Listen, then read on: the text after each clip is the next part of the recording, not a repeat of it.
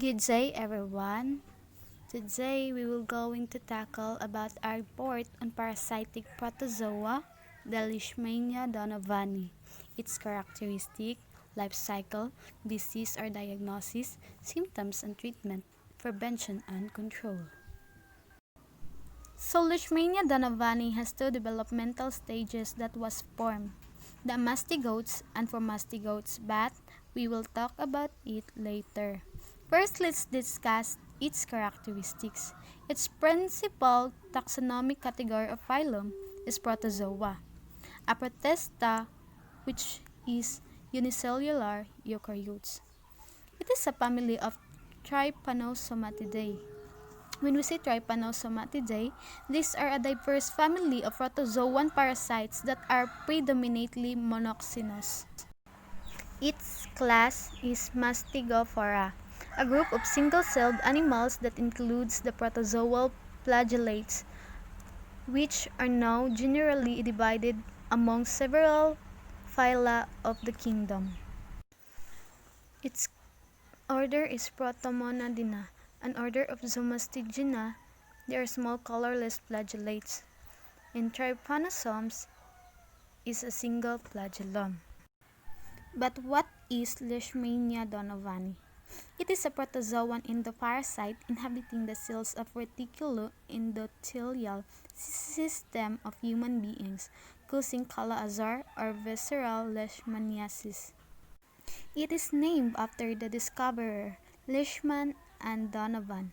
Leishman in May 1903 from London and Donovan in July 1903 from Madras. Now let's talk about developmental stages. First, the mastigotes. These are small spherical non-flagellate cells ranging from 2 to 4 micrometer in diameter.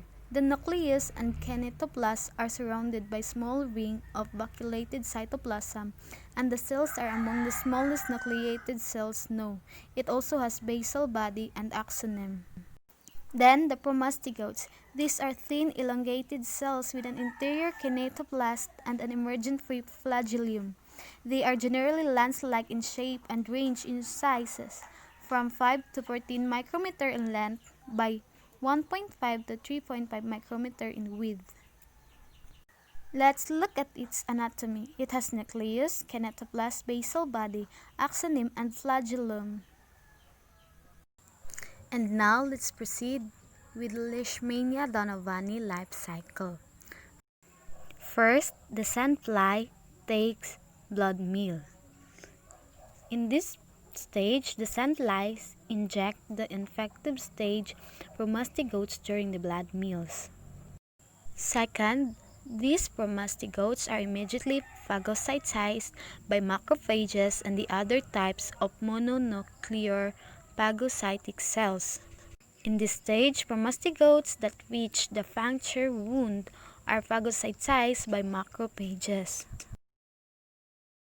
Third, promastigotes transform into amastigotes, which means that the promastigotes transform into the tissue stage of the parasites amastigotes.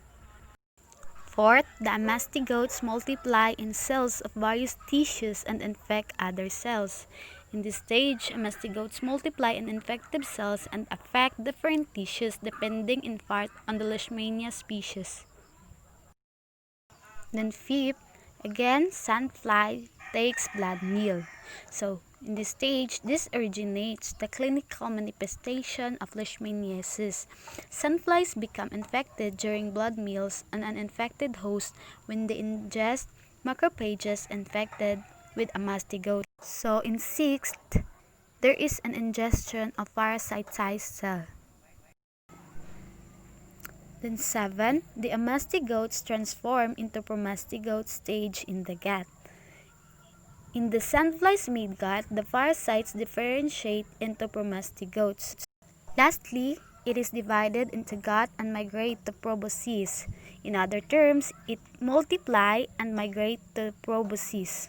Then, the bite of sandfly transmits the infection to the new host cell and life cycle is repeated. So now let's proceed with Leishmania donovani disease. There is a disease caused by protozoan parasite from over 20 Leishmania species, and it is the Leishmaniasis.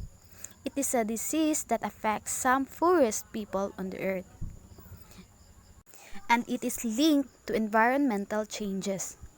This leishmaniasis has three main forms: the visceral, cutaneous, and mucocutaneous, which we are going to elaborate next.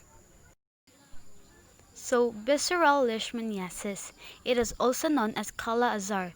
It is characterized by irregular bouts of fever, weight loss, enlargement of spleen and liver, and anemia. It is endemic in parts of India, Africa, and Southeast Asia. Kidney transplant patients are at risk of visceral leishmaniasis because of impaired cellular immunity. Next is cutaneous leishmaniasis. It is the most common form of leishmaniasis and causes skin lesions, mainly ulcers on exposed parts of the body, leaving lifelong scars and serious disability or stigma. Then the mucocutaneous leishmaniasis. It leads to partial or total destruction of mucous membrane of the nose, mouth, and throat. Now let's discuss the diagnosis of leishmaniasis. So leishmaniasis. First, demonstration of parasite in tissue of relevance by light microscopic examination of the stained specimen in vitro culture or animal inoculation. Second, detection of parasite DNA in tissue samples. Then third, immunodiagnosis by detection of parasite antigen in tissue, blood, or urine samples by detection of nonspecific or specific anti-leishmanial antibodies, immunoglobulin, or by assay for leishmania-specific cell-mediated immunity. Now, let's proceed with Leishmania Donovani symptoms. First, with visceral leishmaniasis. Symptoms appear in weeks to months after the bite of the sandfly. 5 classic findings of more severe disease. First, weight loss, which may be severe. Second, low blood counts. Third, enlargement of liver and spleen, which may distend to abdomen. Fourth, fever which usually intermittent.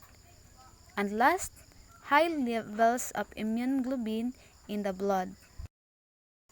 Now let's proceed with the symptoms of cutaneous leishmaniasis. First, the site of the sandfly bite usually forms a raised papule that expands and ulcerates, with a heaped-up border on the edge. Second, it becomes manifest over several weeks. Third, one or multiple lesions may appear over time. Then last, skin lesions take on a variety of appearance and may resemble acne, warts, or psoriasis. Now, symptoms of mucocutaneous leishmaniasis. First, it involves in nose and larynx. Second, it is less common than visceral leishmaniasis and cutaneous leishmaniasis. Third, initially, the patient experienced nodule at the site of the sandfly bite with symptoms consistent with cutaneous leishmaniasis. Fourth, its involvement leads to nodules inside the nose, perforation of the nasal septum, and enlargement of the nose or lips. Then last, if the larynx involved, the voice change as well. But what are the treatments for visceral leishmaniasis? So following drugs are used to treat the Kala-Azar patient. First, pentavalent antimony compounds like urea, stivamine, neostom, neostabosan, aminostiburia, sodium antimony, gluconate, etc. are drugs of choice.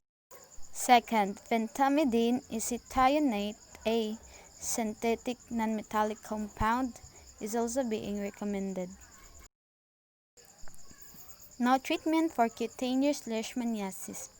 Cutaneous leishmaniasis in a person with normal immunity may not require any treatment, depending on severity of lesion, since it will resolve on its own in several weeks. Most significant cases of disease is treated with medication, but treatment recommendations vary where the disease was acquired and the species of Leishmania. Possible treatments for cases in U.S. include oral ketoconazole or topical compound of 15% paromomycin lashcutan. Local heat therapy or repeated cryotherapy with liquid nitrogen over several weeks. Then treatment for mucocutaneous leishmaniasis. It is less common and there is no clear consensus on treatment. It's important to consult with the CDC and an infectious disease physician.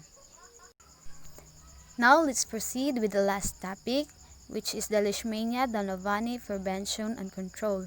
So when outdoors, minimize the amount of exposed skin. Apply insect repellent to exposed skin under the ends of sleeves and pants' legs. And when indoors, stay in a well-screened or air-conditioned areas.